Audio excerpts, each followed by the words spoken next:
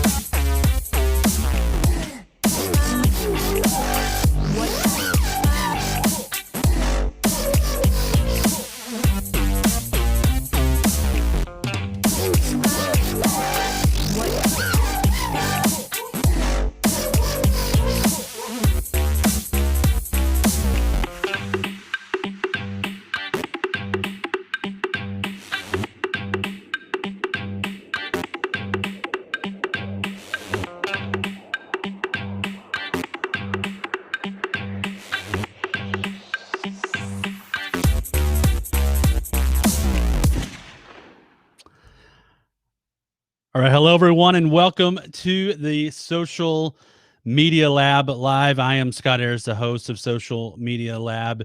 I'm the content scientist, as I've called myself for the last 4 years, at the Social Media Lab, which is powered by Agorapulse. Good to be on live today to talk with a good friend of mine here in just a few minutes. And if you're watching, say hi. The counter I'm seeing internally isn't working. So I'm like, is anybody watching? So if you're watching, say hi.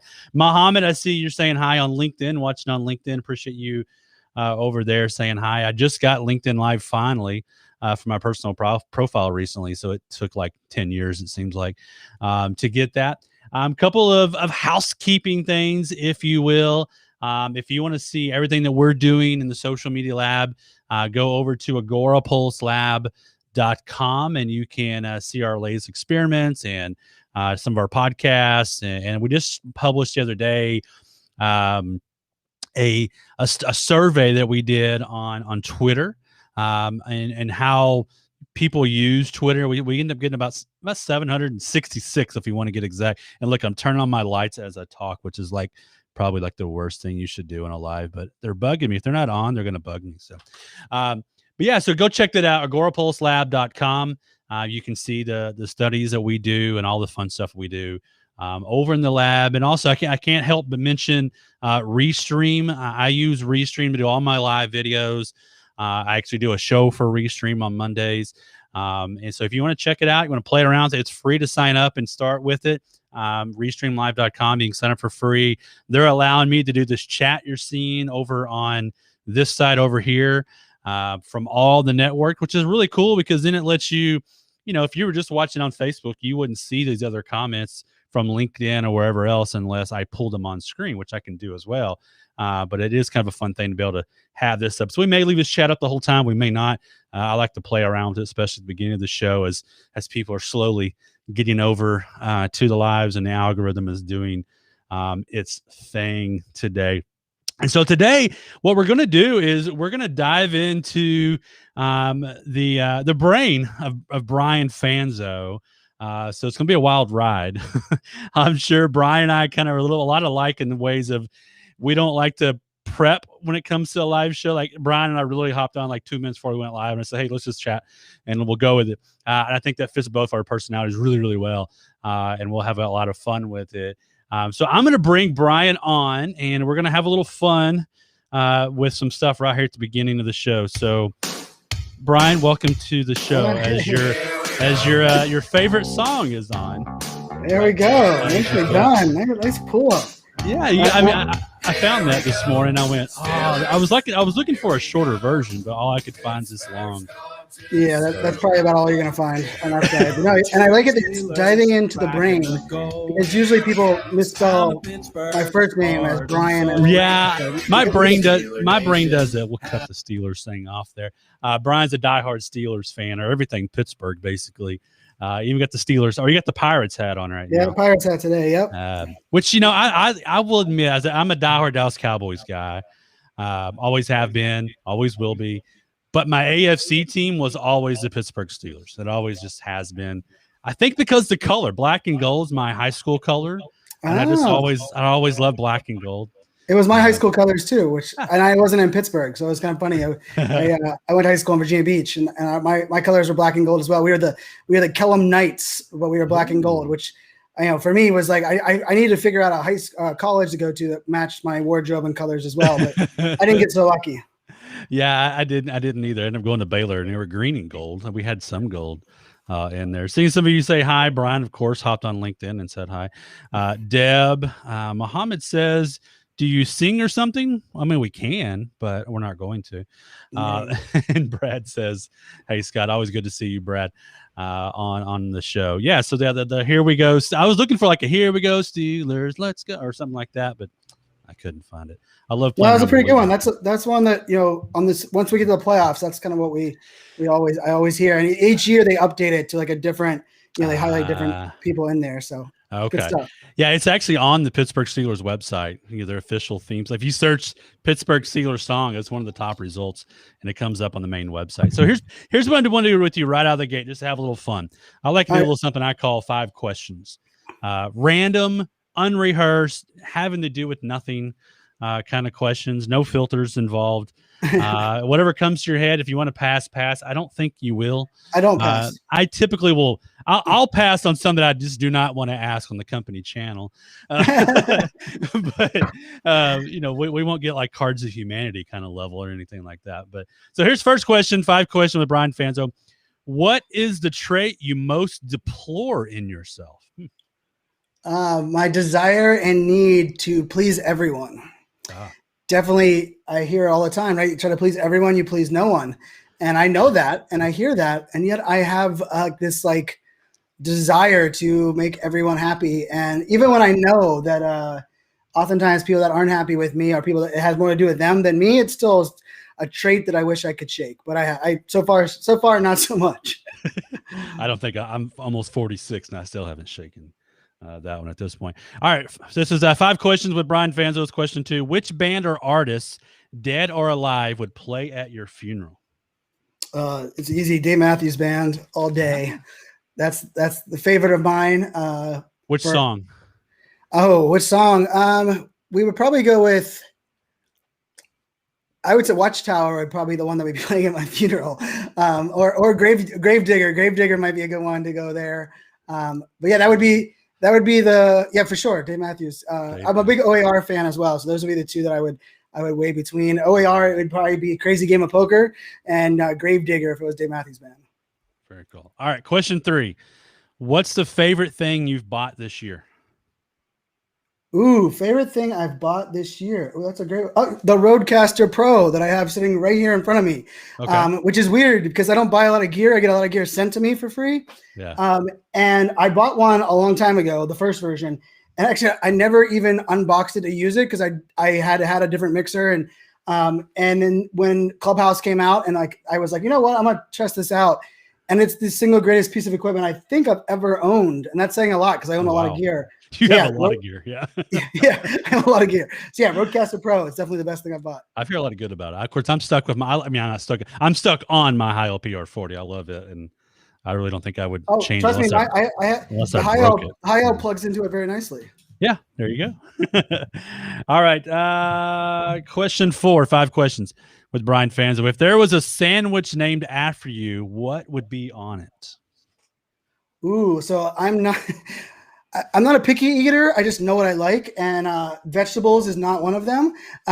So I can guarantee it will not have vegetables on the sandwich. Okay. It would probably be steak, cheese, raw onion, A1, ketchup.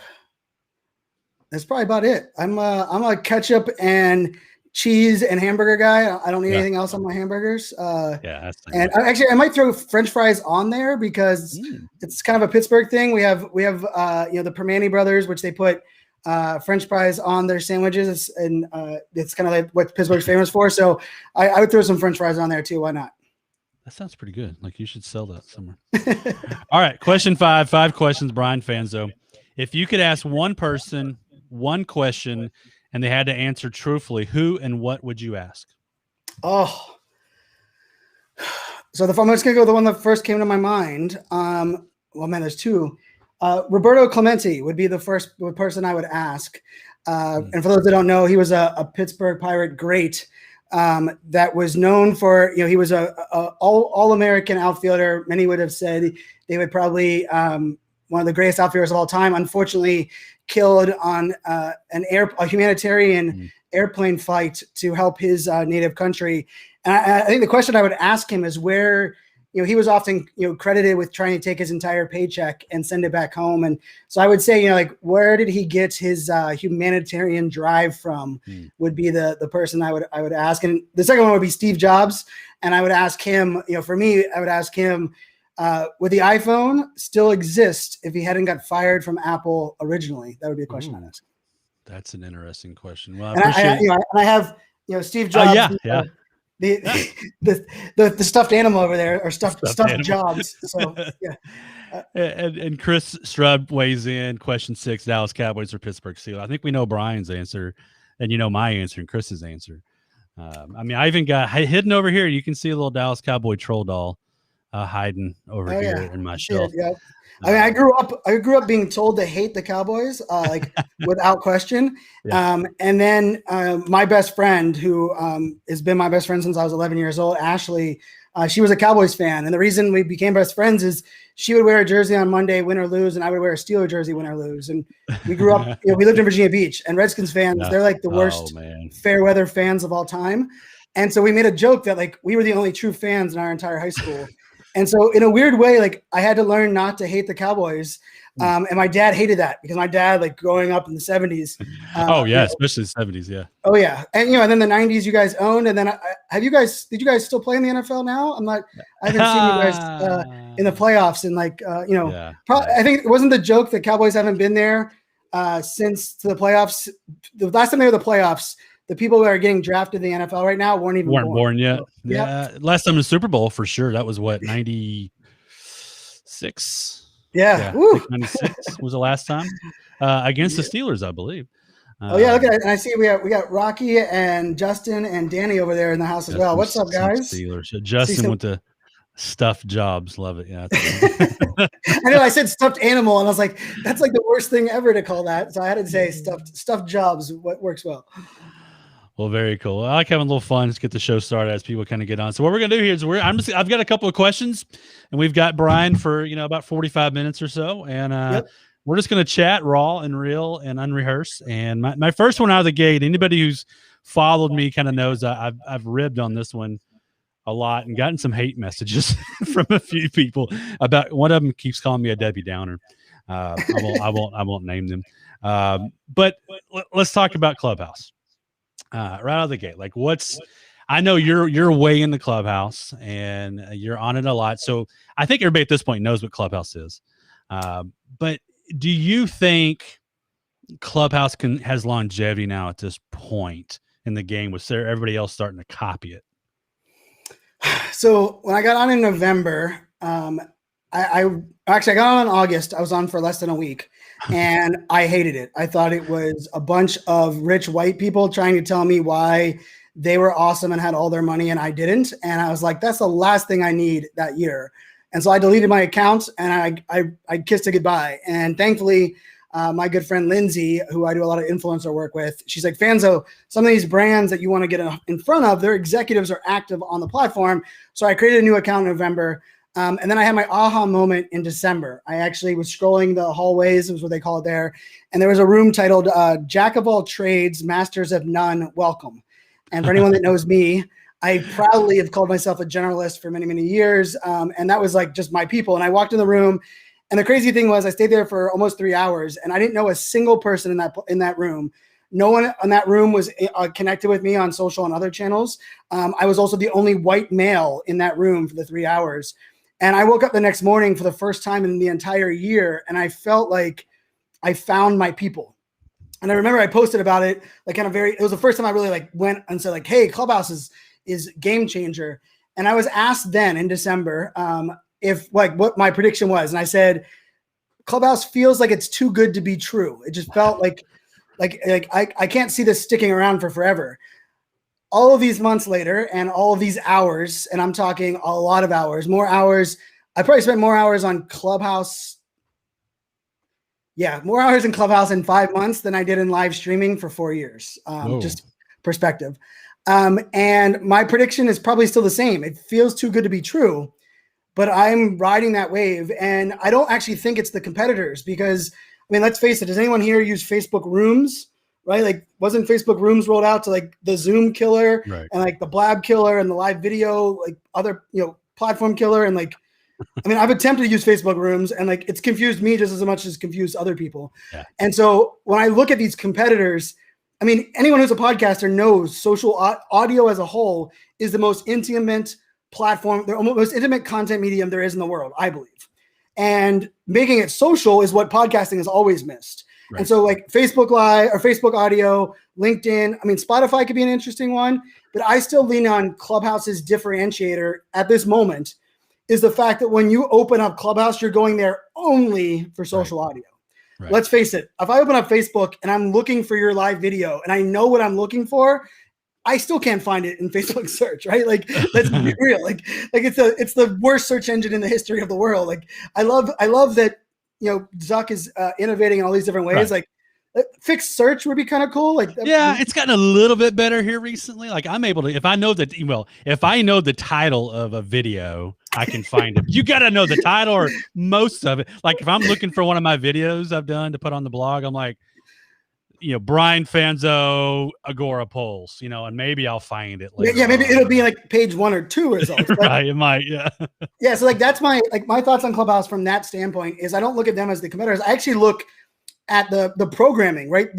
Social audio is so unique and it requires a skill set that I've never seen before as far as like what you have to be able to do to make these rooms. And I mean, right now they're riding the wave of, early adoption, iPhone only, FOMO, people are still not back to work. I actually don't think going back to offices is actually like the thing that makes this, I just think it really comes down to the fact of, is there going to be content there on a regular basis for people to keep the app on their phone and something they're regular checking? I don't know the answer to that right now, but I will say this, and like, this will be my, if the app went away tomorrow, I would not regret 1 minute that I've spent on the platform. And that's the piece that is probably the most impactful for me is it's been great for my mental health. It's allowed me to make some connections that I've never would have before. And I will tell you the thing that I would, Scott, that kind of challenge you on, like, this is what I tell people, like, yes, you can go in rooms and some of them are annoying. It's the same old stuff that we see everywhere. But the thing that really is important for me is I work hard at going in rooms and creating rooms on topics that I ask this simple question. Where else can I get this information or collaborate with these people online? Like I was in a room yesterday with 2 neuroscientists, one at Harvard, one from USC. I was on stage with them talking about ADHD diagnosis and how I'm looking at it for my 9-year-old daughter. And the entire time I was like, there is no platform in the world that would bring us together. And we stayed on it for 90 minutes with 2 neuroscientists. And the funny part was they were interviewing me on how they could get their research out to more people. And so like that to me is the magic of Clubhouse at the moment. I don't know how long that lasts. I don't know where that all goes. A16Z is the big funder of their platform. So they're doing some cool things for the creator economy, but yeah, time will tell. But for right now, that's been my kind of answer. Too good to be true. But there are some experiences that I know that I'm a part of at the moment that I couldn't find anywhere else online. Yeah, I think it's one of those for me anyway. My viewpoint on it's been it's a perfect storm. It's the best timing that Clubhouse has been around for a little bit beforehand. It's year anniversary like a week ago. It just started. Got some people's attention. Some celebrities got on it. There were some arguments with celebrities on there, and then all of a sudden, boom! It became a big deal. And there's a lot of people like you who spend majority. I don't know how many places you typically speak at per year. If I were to guess, it's more than 50 in-person events. And there was nowhere to speak at. And so it's a perfect storm and a perfect opportunity for speakers to get on there and have somewhere to talk. And that's what you live and breathe and what you thrive off of. Right. So it'll be interesting to see, can it stay on when, Twitter Spaces is out now. I think, what is Spaces. Facebook will do its thing. I think Facebook will focus more on business, less on people.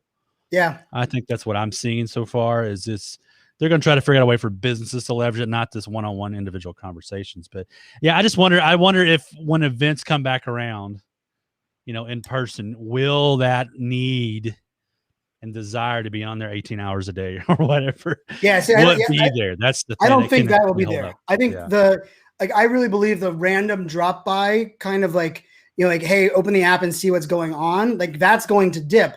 But I would actually argue the going there for like a actual piece of programming would probably increase. Like John Mayer was on there for 4 hours this morning. Wow. And now it was before most of us were up. He was overseas and had come off 4 hours. And at one point I was told for like an hour, he was discussing why he prefers baths over showers. And he was bringing up people to ask him questions about like, what was his playlist when he sits in the bath. Right. And I'm not like a celebrity driven person for much of anything I do, but like that kind of access to a artist that I really respect and I spent thousands of dollars to see on stage is kind of cool. And I will tell you the multitasking aspect is pretty awesome. I mean, the fact that I fire up the app, I can be on anything else. I can walk anywhere. I don't need a great signal. Right. I can be driving and then all of a sudden I'll be like, oh, they just said something cool. Raise my hand, ask a question, go back into the audience, continue listening. Like when we start, traveling more for holidays, even like going to the beach, right? Like for me, going to the beach, it used to be like, I would put my headphones on, maybe listen to some passing music. Being able to listen to like a piece of social audio content, like I could see that still being, a driving force for, some great experience. But you're right. The 16 hours a day times of that platform are quickly coming to an end. Yeah, I think so too. I mean, because it's a little bit, the newness is. I mean, remember when Blab came out and Google Hangouts came out? Man, we were on there so many hours. Google Hangout, like I lived on Google Plus, and I'd be up till 3 a.m. That's where we first connected. That's where you and I first connected. And you know what's funny is like Google Plus is where I connected with almost everybody that I know now that I didn't know were like Chris Brogan. I didn't know who Chris Brogan was 10 years ago. Yep. And we met on some Google Hangout, started talking, and this dude's written a book. And he's written a lot of books. And Robert Scoble was another one I met through Google Plus. So Mike Alton, a lot of us met on there, but it was new, it was fun, and it was kind of that Wild West. Now you got your uncle Facebook is creating its own version. It's going to get a little less cool. Yeah, it's like Instagram Reels. They're not as cool as TikTok. So it'll be interesting to see if it can hang around and if they ever do Android, because I'm an Android guy. You should have there was people in my room last night that were testing Android on Clubhouse. So we know for a fact I think it's alpha. I think it's really like their team and like investors, but like I know for a fact that 2 people in my room were on Android yesterday. They wouldn't send me screenshots, which is what I wanted. But my prediction is by mid-May, you'll see the beta version of Android Clubhouse out by mid-May. Yeah, and I understand after it took me a little, because at first I was like, why are we not getting this? But I get it now because iPhone, it's one iOS, it's one operating system, boom, done.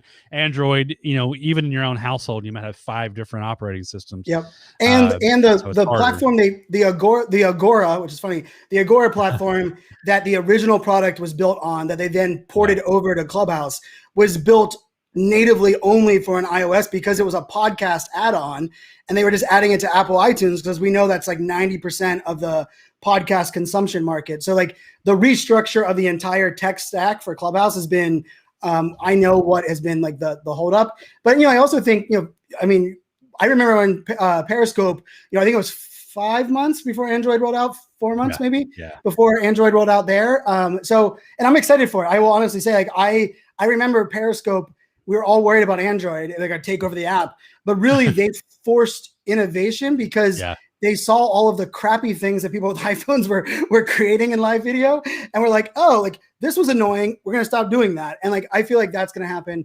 in Clubhouse as well. And I'm also just caveat, like I'm a fan of Twitter Spaces. I think Twitter Spaces, like the difference for me is I go to Clubhouse and it's a bunch of events going on all at the same time. Yeah. I open a Twitter Space. I'm inviting you to my dinner table to hang out. 2 different styles of conversation. I mean, even the way I run a room, like Twitter Space, I run the room. It's like, literally open your mic and let's just have a chat. Clubhouse, you come in my room and I run like a tight ship of, calling people, resetting the room. I read your bio, you bring in the information, I send you back to the audience. So for me, like that, like those format things and other things are a little bit different. So I think, let's face it, like I've loved podcasting. As a podcaster, as well as a podcast listener, but there's nothing more frustrating. Like listen to a great podcast and then you just like tweet out. And let's face it, almost every great podcast that we listen to sucks at Twitter engagement. So like, I could ask Armchair Expert, my personal favorite podcast. Dax Shepard replies to me almost every time I post about that podcast. It like blew my mind, not because it was Dax Shepard, but it was because a podcaster was replying, and it just happened to be like Kristen Bell's husband, Dax Shepard from Punk'd. And so I think like that element of like audio intimacy, and this is the thing, Scott, this is what I think is also interesting. You mentioned Google Hangouts and Blab. Yeah. The reason those were magical is because the audience could join and convey with us on the same medium, right? It was video to video on Blab, video to video on Google Hangouts. On Facebook Live, like I love live video, but let's face it, it's written content to us that are broadcasting on video. Right. And that's the thing on Clubhouse that I think is really cool, that we're all, equalized on the medium itself.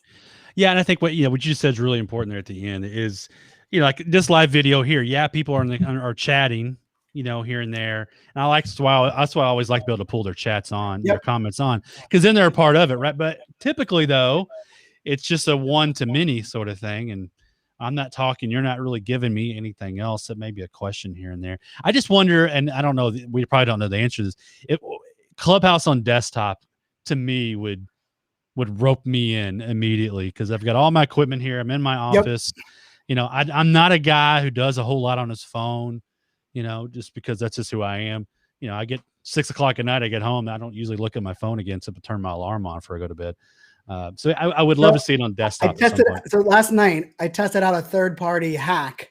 I've heard of one. Yeah. So because Discord, for anyone, Discord now is blowing up. Their audio desktop experience is pretty epic, right? It's really, they've done a really great job. Gamers have made that happen. Yeah, for sure. But I will tell you, I use my Rodecaster with Clubhouse, and it's literally this plugged into my Rodecaster. And I use my high LPR, so I'm using this microphone for my Clubhouse rooms, and I have my iPhone plugged into it or my iPad. So like for me, I understand the desktop, like that connection to it, because there is a lot of tech side. But there's some great musicians that are on the platform that are using an iRig. That's what John Mayer's using. He's just using his iRig, and it's working really well. But I'm kind of with you. I didn't think about desktop until I got in my very first Discord panel. I was brought up on stage and I was like, this is kind of cool. Like my phone is I'm actually using like my actual desktop. So I feel you on that a little bit. Yeah. I've seen like Jeff C and Laria Petrucci. I've seen them do it via their desktop as well. Some sort of hack they've played around through it, but yeah, I think that'll be. And one last question. We'll move on to something else after this. I thought this wasn't a good question to ask. And Jordan asked, I attempted to get into Clubhouse, but didn't click. Is there a method you'd recommend on finding valuable rooms and connecting? Yes. So Clubhouse is attempting to live on the algorithm that like TikTok kind of is now reinventing, right? Which is that you are actually getting the things you're seeing in your hallway, or the news feed is what they call it, the hallway, is actually directly connected to who you're following. So like my number one advice on Clubhouse is follow way more people than you normally would on a social channel, and follow people that you're not following on other social media channels. If that's not the case, like if that's not the piece that is like exciting you, I always say, like for me, when I open up Clubhouse, like for me, one of the things I always tell people to do, so you get like your traditional hallway, is I tell everybody to scroll to the very bottom, and then you're going to see a explore button right there. If you start from there down, all of a sudden it opens up all of the rooms that are going on with people that you're not connected with. That's where you could discover some great things going on. I think a lot of people only look at the hallway from the people they're connected, and a lot of times there are just really, some crappy rooms. And I will tell you, like I jumped into rooms, like I jumped in a room the other day, and it was, which is better for your mental health, music or pets? And I was like, what? And it was so interesting. There was like this powerful musician playing music, And then someone else is like a pet expert talking about like their side. And I remember I like left that room and I jumped down into another room, and there was an entire debate and conversation going on around where they actually looked at the future of restaurant drive-throughs in a world where you have like electronic cars and the idea that you can connect like these databases. And I mean, it was a conversation that I never thought of, and I'm a futurist. So I was like, oh, that's interesting. And then B, the people that were having the discussion were like, one of them was a PhD at Google. Another one of them works for Tesla. And like, they were having this discussion that I dropped in on. And so I would, the only thing I would say, Jordan, is also like, be curious to get into rooms that you never thought you would, because there's some really interesting conversations happening there. But yeah, they're, the onboarding, and unfortunately, like the first impression, if you just go on and follow the people you already follow on social, it kind of feels like a bunch of marketers talking to marketers about marketing, or people on Clubhouse talking about Clubhouse on Clubhouse about Clubhouse for Clubhouse experts, right? And so, yeah, that's my advice. Follow more people, scroll all the way to the bottom, hit that explore button, and be curious. Like I would almost, Scott, you brought up Reddit on this show before. Yeah. I love Reddit in like this deep research kind of way, but like Reddit's the same way. Like if you go on Reddit and like just kind of like peruse, it's like, what is this? It's like atrocious. Like it's like, but like I'm a big Jeep driver, right? I like Jeeps. Yeah. I like tech gear. I'm a big Steelers fan. There are some subreddits in there that I just can't get enough. Like I have push notifications on, but it took me 8 years to figure out like how to make Reddit work for me, rather than like, and so like Clubhouse can be a little bit like Reddit, where you have to almost like make a really big effort. Like you hear someone ask a question in a room and you're like, I don't know them. We would never be friends, but like they asked a question that I thought was important. Like following them would actually be something that probably, spark your excitement. And Jordan says that's why it didn't click. So they hadn't gone all the way down. So good advice there. I want to move on to the next thing. I was trying to find the comment and I've lost it now. Brad Friedman said earlier, there it is. Great to see you, Brian Fanzo. Press the damn button. And you've got the sign even behind you that says press the damn button. Yep. Should we still press the damn button? Well, I've been worried about this. In 2020, I thought I should actually come out with a new campaign that says stop pressing the damn button for the love of God. And then I thought about it saying, start pressing the damn button, just not the mute button, right? Like that was going to be like the second caveat to this. But I would actually argue that there's never been a more important time for us to use our voice and put ourselves out there. I would say 2020 taught us all that we're a lot more alike than we are different, but that our differences in many ways are what help us stand out, right? How many executives had to deal with a kid walking behind them on Zoom? How many people that were like, people that we thought were perfect, all of a sudden we're going through mental health challenges or we're overwhelmed with the pandemic. And so for me, I think the beauty right now is we're realizing that we're all much more than the niche that we were told to be in or that we worked on. The thing that's interesting about that is most people, when we Google our name today, all they're going to find is what you do. And I would argue every person that's watching this or listening to this would say they are much more than their job. They're much more than what they're doing. And I think it's now our job to make that known, put that out there to the world. And it's weird and it's awkward. But yes, I'm still all for pressing the damn button. But I would actually argue now it's less about pressing the damn button and sharing what you think people want to know about you. And it's now pressing the damn button and giving people access to who you are and why you do what you do. Yeah, I think that's so true. I think the authenticity that's happened because of COVID and lockdowns. Like I loved, and I'm not a big news watcher. I don't pay attention to the news. It just stressed me out. And years ago, I used to be way into it and way into politics. 10 years ago, I went, I'm done. I'm tired of having these conversations. I'm done. I'm not going to watch it anymore. But I'll watch the Today Show every once in a while, right? In the morning when it comes on. And I love seeing like Al Roker and everybody else at their home. I know. Going live. I'm like, oh, they're one of me now. Yeah, Jimmy Fallon from his couch was like epic. It was like, and in many cases, I was like, they need to call me to help them with. Yeah, I remember I'm a big Survivor fan. I've watched every episode of Survivor, and I hope they have, they may not come back. We'll see. They're still talking about it. But their finale, Probst did it with some really bad cameras in his garage. It was like a GoPro 6 and the mic was horrible. And I'm like, dude, why didn't someone send him a ring light or something? It was so awkward and strange. But but it humanized everything. And now we all went, okay, well, without all the, professional stuff, they're doing live, and they're still doing their job though. They're still getting by.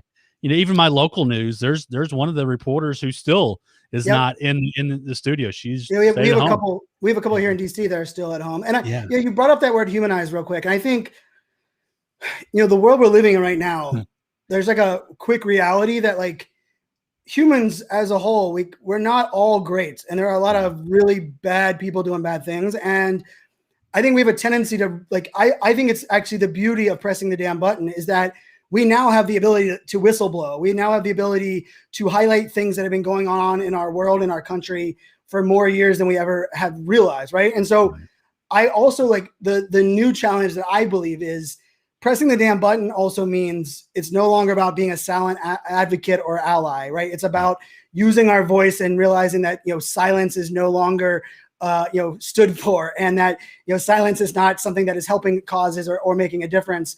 And so for me, in a weird way, pressing the damn button has even taken on like a new meaning of in previous times, we might not have realized that like every one of us have the power to call something out that is bothering us or something that we know that is not right. And we still have to reach a tipping point, right? Like we still haven't got there yet on this like tipping point of realizing how broken so many things were, but we're going to get there. And I believe once we get there, I think we're going to lean into some different aspects of this. So, I mean, I'm excited, but I think there's a caveat to that, right? I have I don't know where my sign. Oh, here it is. This is always one of my favorite signs. Right. Stupid people are always going to exist. We can't let stupid people stop us from telling our stories and putting things out to the world.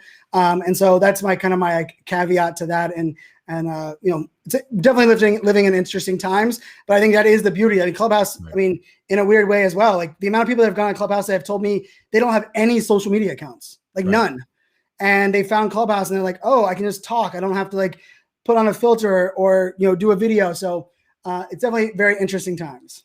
Yeah. And I think going back to one of your points about, being able just to speak up. I know for me, I've had those few moments even on this show where I interviewed Troy Sandage literally a couple of weeks after George Floyd was killed. And, that was probably still my favorite live show I've ever done. And had nothing to do with marketing, had nothing. We did talk about the power of minorities in marketing was the idea, but I just went off and spilled my guts and got emotional. And I went, man, that was fun. I enjoyed that. Yep. It was scary at first. Yeah. We have to get comfortable. We have to get comfortable being uncomfortable. Yeah. And we have to be willing to have awkward conversations or we're not going to do anything for it. Right. And exactly. And for me being a 45-year-old white dude in Texas, I'm like, Troy, this is going to be awkward, but I'm going to put it out there, but let's just talk and be real. And I think we need more of that. And I think we've seen more opportunity, like Jason Webster. I saw his question. Jason and I favorite questions. Oh my goodness. Jason and I had an email conversation back and forth yesterday. He's trying to, he wants to start a live show, and I'm encouraging him to keep on doing it. And so he had a question here. How do you get over why does anyone really care what I have to say? I'm a nobody in a sea of people. Oh, this is like one of my favorite questions in the world. This may be the rest of the show. Because I mean, let's face it, we've all been there, and we all kind of even sometimes, tout back to that, right? And the thing I think that we oftentimes the roadblock comes in is that there's twofold, right? Like, why would anyone care? And like, what am I saying that everyone else already isn't saying? And the thing I believe usually is a hiccup is we believe, or we have this like desired belief that we must be an expert on something to be valuable in what we're sharing. And I believe that is completely false. Where it's not that we need more people claiming to be experts or more people, conveying that they're perfect. What we need is more people sharing their unique perspective on things that they've experienced and they're about. And so when I think about that question where it says, why does anyone really care? The piece that we care about is multifold, but one of the biggest ones is a lot of us just want to know that we're not alone. Right. And the amount of people that, yes, you might not have ever pressed the damn button today, but we're still going to be at like 1% of the world's population has ever told their story online, right? Like it's so small that yes, it might seem like there's a sea of people and a whole bunch of people doing things, but there is someone out there right now that needs to hear your message. And the thing that we have to do is we have to stop focusing on us, right? Imposter syndrome comes out of there because like, what are people going to say about us? Like, how are they going to judge me?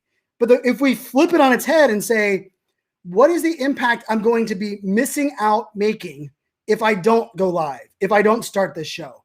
Because I mean, I would argue anyone that's thinking about starting a show or telling their story, if you could impact just one person a week, one person a month, and make their lives better, save them time, help them make better decisions, or even just make them feel less alone, which I can tell you is like my driving force, right? Like my goal for a long time was I wanted to be open, honest, and create conversations about all topics, for every topic, every taboo topic, every mental health topic, with one simple goal is I don't believe in a world that we are hyper connected and that there are devices in everyone's world that we should feel alone. And yet we've all been there. The suicide rates are going up, yet we are connected more now than ever. And I believe part of it is because the great people that are doing great things are not doing a good job about putting their story out to the world. And everyone who's selling unicorns, rainbows, and BS are broadcasting on every channel there is, and they're drowning out all of the people that we want to hear from. And so the question has to come back and say, rather than asking, why would anyone care?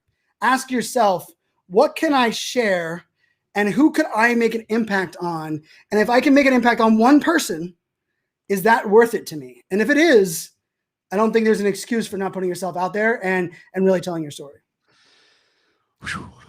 That's a really good question for one, Jason, and I appreciate you asking. Great answer. Everybody like bomb like crazy in the back. I think that's so true. I mean, I think what the problem, especially a lot of us in the marketing space, we want to start a live because we're thinking about making money, right?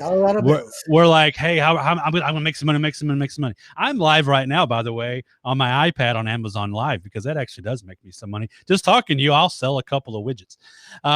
But it's, there's things you can do and you get better at it. You can do multiple things, but that shouldn't be your number one motivator, in my opinion. You should, like you said, get on there and impact some people, impact that one becomes two, the two becomes three. And you just don't know who's looking out, needs to hear your story, and everybody's different and unique, and none of us are perfect.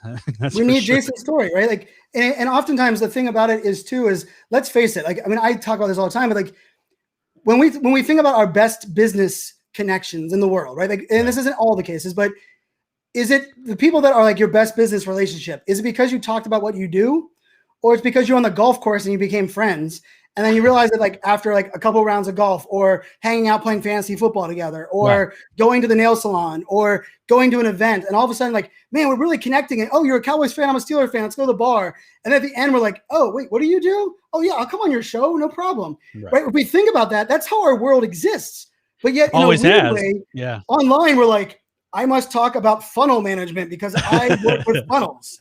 And you're like, no. Like, talk to me about the things that you love and your role as a mom or your love for cats or Survivor. Like, I'm a reality TV junkie. I didn't miss a first 7 seasons of Survivor. I watched every episode. I will say I sold my alliance to Big Brother because I was applying to be on Big Brother.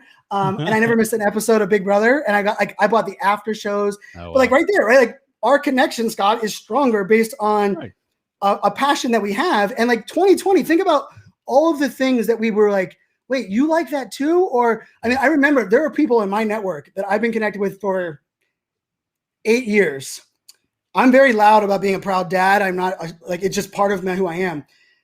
There are things I found out about them being a dad that I was like, I just loved this person so much more because 2020 forced them to show that aspect of their life. Right. And I will go to bat. I will promote their book. I will talk about them around the world. Right. And for me, like, it's because of those other aspects of who we are. And so, yes, you shouldn't, like the joke earlier, right? Like pressing the damn button. Like the reason live video is great is because anyone can go live. Right. The reason most live video sucks is because anyone can go live. Like, let's be real, right? Like, it's kind of the truth. But you don't know what works until you try it, right? Like Amazon Live you brought up, right? Or even what if you did like a Monday show on your routine that you have for cleaning your vehicle that you like, right? Like, and you just did a show on that. How many people that like aren't people that connect with you on your business side, but all of a sudden you're like, oh, I want to know about what's their routine for, cleaning their car or whatever. I just threw one out there. But I think like there are some of those pieces that are really important. And I just think, for me, I'm multi-hyphenated. I'm a generalist. I love talking about everything. And the world is finally caught up to like what I like to do. And it's kind of like perfect because I can talk mental health. I can talk Pittsburgh Steelers. I can talk poker. I can talk live music. I can talk social media. We can talk artificial intelligence. I even go neuroscience now because I got an IEEG scan of my brain. And now I'm studying ways that I can retrain parts of my brain. It's pretty cool that we're living in a world that gives us all of that. I think if we are willing to embrace our perfectly imperfect selves and be willing to slowly put that out to the world, I think everyone can kind of embrace, putting their story out there. And Jason, I hope you press the damn button. I'm going to hold him to it. That's for sure. I'm going to keep bugging him about it. And I want to be Jason's first guest on his show, whatever he's talking about. But yeah, I think, and it doesn't have to necessarily be live.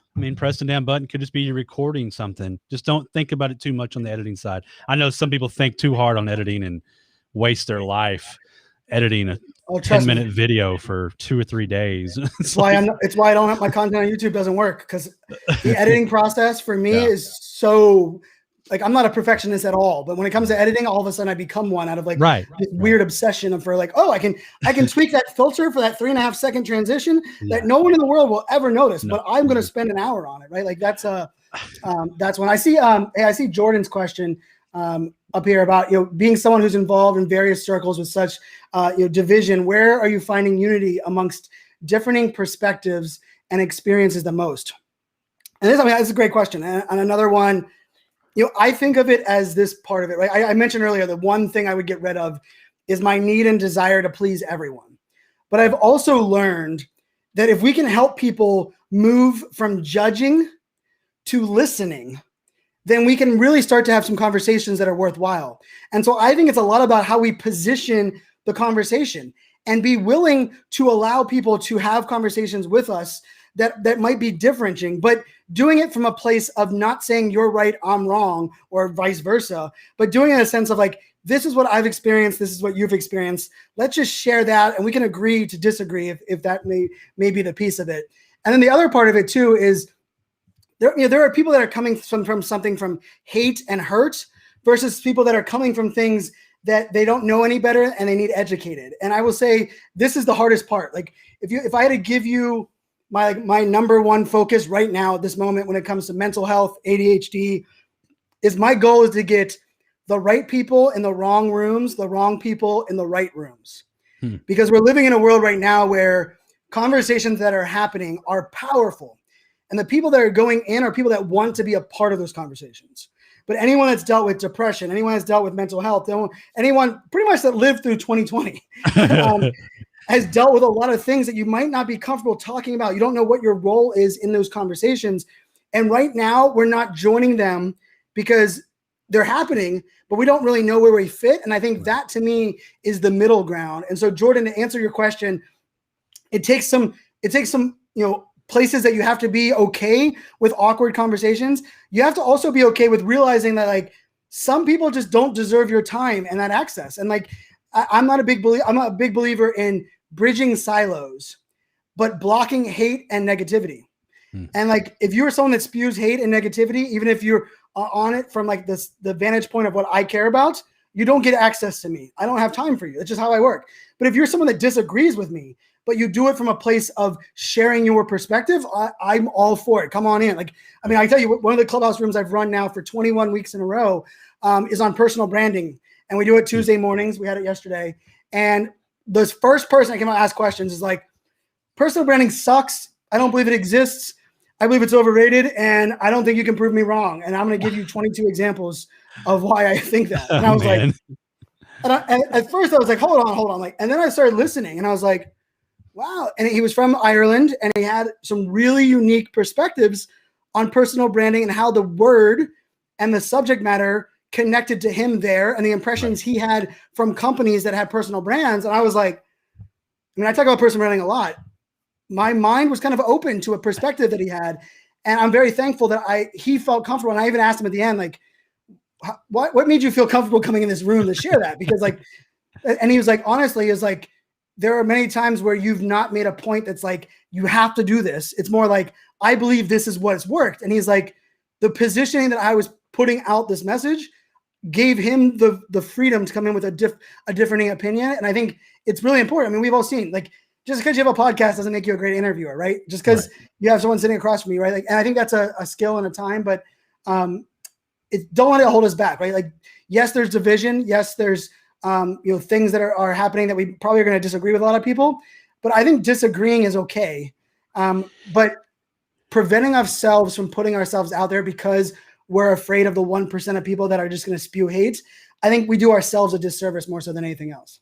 Yeah, and I think the disagreeing part of it is you can disagree but still have respect. Yes, for one another, and which we seem to be in the social era we're in. People can't do that. Like if I disagree with you politically, some reason I'm supposed to hate you because we voted different or whatever. Yep. No. Yeah, or even like like Dallas Cowboys Pittsburgh Steelers conversation, right? Like we just had a great and there are people that I know that like that conversation would go so sideways that I was like, you're not gonna turn them from a Cowboys fan to a Steelers fan. Like not gonna happen. So like what's your goal and objective of doing that, right? And I think that to me is a piece of it. So yeah, definitely interesting. Yeah, I think you can disagree. Just be loving about it and understand. I'm a guy, I think you are too, that I play devil's advocate all the time, and it annoys everybody who knows me or works with me because I can see both sides of everything, and I can argue. In college and high school, I used to debate, and I could argue. You had to flip on a coin, and or switch or dime, whatever you say, flip on a dime, and you have to argue the other side. And so Mitch Jackson, excuse me, the lawyer, is Mitch Joel or Mitch Jackson? My brain is not working. Mitch Jackson's the lawyer. Mitch Joel's the 6 degrees of separation. Yep. But you got to be able to argue both sides. And I think I think being more open and seeing both things before you open your mouth is so important. And people need especially because let's face it, most of social, like I saw Dustin Stout came in sharing his love for Clubhouse, which I've been hanging out with Dustin on Twitter Spaces a couple of times, so that was cool. But I think there is something beautiful about Clubhouse that you can go into rooms that are having conversations that opened me to things that I never saw before. Like when the Asian, a lot of things coming on with the Asian hate and this like horrible situation that's been going on. I went into a couple rooms and I remember I started taking notes and really feeling like a little bit of shame on myself for believing I was quote unquote like woke on the topic, right? Like I was like, oh my goodness, like I didn't know that was going on. Right. And I think like how can we, and this is like a pet peeve of mine, like you mentioned Android, right? Like I own an Android and an iPhone. I own an Android because I believe I can have a debate about the two because I have both of them. Right. And I cannot stand iPhone people that tell me why Android sucks that have never used an Android. Right. Like you're not allowed to say why Android. You can say why iPhone is great because you used it. But like I think that goes for everything, right? Like even the political debate, like if you haven't been educated enough to understand why someone votes differently than you, not saying that you have to agree with why they're voting, but like understand the core elements, then you shouldn't be talking about that part of that subject. Like you can be very proud of your point of view, but I think that's the point that I think is so frustrating, that if you're not willing to be empathetic, to put yourself in the shoes of someone you disagree with, you're always going to be the person that is going to be on the outside looking in on some of these great opportunities for us to just learn and come together. Yeah, I've always said if you can't gripe about the outcome of a vote if you don't vote. It's the same kind of thing. So you got to have a little bit of skin in the game.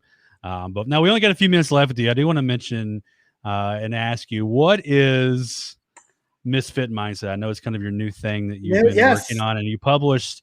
And I'm going to I'll pull the link up to it while you're talking about it. What is this? So I've been a B2B guy for a long while. I've run a mastermind offline for the last couple of years called the Misfit Mafia. And for me, being a misfit is, it's an ode to Steve Jobs, right? If you're someone that is the rebel, the troublemaker, you've been told you were broken, you were told that you were disrupting or causing change, but you're the one crazy enough to believe that you can change the world, or you can make an impact in the world, or you don't have to do things like, if you're someone that like zigs when everyone else is zagging, for me, that's a misfit. And I've always believed like we're the ones that are approaching things differently. We're coming at things a little differently. And so I've been running these masterminds. I have a club on Clubhouse called the Misfit Mafia. And I've had so many people like, Brian, I want to hear more of your thoughts on the mindset around change, the idea of how do you be a misfit in the sense of a futurist and someone that wants to change the world, but how are some of the things that are active? And so I launched a Substack. That's what that is. It's a misfit mindset. Actually, the first one went out this morning. The actual first issue goes out May 4th on Tuesday. But it's you can free and sign up for the once a week like kind of public issue, or for $6 a month you can subscribe. And I'm doing some like cool audio features in there. I have a couple of products that I'm rolling out. I have a Misfit Mafia t-shirt that I have the prototype here that I just kind of pulled out. And so for me, it's my first, it's my first gated content. It's my first opportunity to really, bring people things that I know that they've been asking for a long while. And I'm also kind of buying into the 1,000 true fans mantra that we've all heard 1,000 times. And so I came out and said, this isn't for everyone. I know, and I, as someone that's a generalist, it's hard to say that, but my hockey number was 93, and I put it out and said, my goal by the end of the year is to get 2,093 subscribers. And if I can do that, I believe I'm going to make an impact on the world, and we're going to have some fun with this misfit mindset. So yeah, if you're interested, check out the link you put in the comments. Content's going to go out, fairly often. There's some embed audio clips in there. I have a couple product giveaways I'm going to be doing. And I also have a creator coin called the ADHD creator coin on Rally. And I'm going to be doing giveaways in there of the creator coin. And just for context, Rally just put out this morning that they gave away $1 million worth of rewards last week to people that were holding creator coins. There's only 100 at the moment. They're going to have over 1,000 by the end of the year. But I was lucky enough to be one of the first 50 with a creator coin. So if you want to get in this creator economy and this idea that together we can build something magical, check out the Misfit Mafia for that alone. I'm going to be sending out what I call the superpowered coin, which is the ADHD coin, to some other people that are on there as well. Very cool. Yeah, I post a link to that, and I'll post a link to your website as well. And of course, you can, Brian, you've always had like the coolest like social name, the iSocial Fans. Yep. A little hat tip, to Steve Jobs, stuffed Jobs behind you. The iSocial. You can find Brian anywhere on social media. iSocial Fans.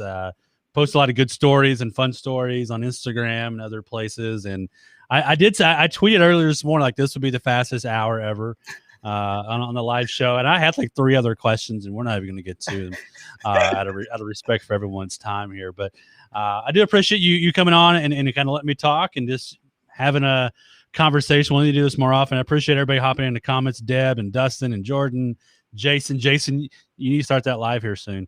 Yes, press the damn button, Jason. I may even copy you, Brian, on an email with Jason. Do it. Yeah, and tag me in that first one. I'll jump in and say hi. Definitely cool. Well, Brian, I appreciate you being on here today.